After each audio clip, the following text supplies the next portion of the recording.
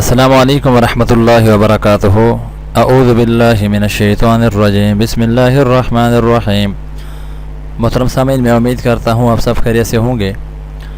بڑا نور حاصل کرنے کے لیے حافظ ابو بکر بیزار رحمۃ اللہ تعالی علیہ اپنی کتاب میں لائے ہیں کہ رسول اللہ صلی اللہ علیہ وسلم نے فرمایا ہے کہ جو شخص اس آیت کو رات کے وقت پڑھے گا، اللہ تعالیٰ اسے اتنا بڑا نور عطا فرمائے گا جو عدن سے مکہ شریف تک پہنچے۔ یہ سورہ کہف کی آخری آیت کا آخری حصہ ہے۔ بسم اللہ الرحمن الرحیم۔ فَمَن كَانَ يَرْجُو لِقَاءَ رَبِّهِ فَلْيَعْمَلْ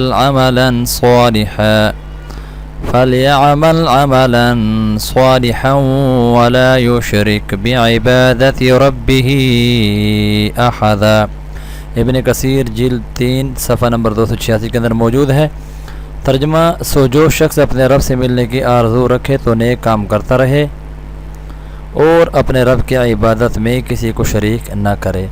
محترم سامعین، میں امید کرتا ہوں کہ اللہ رب العزت مجھ سمیت آپ سب کو یہ بڑا نور حاصل کرنے کے لیے اللہ تعالی ہم سب کو روزانہ کی بنیاد پر یہ دعا پڑھنے کی توفیق عطا فرمائیں۔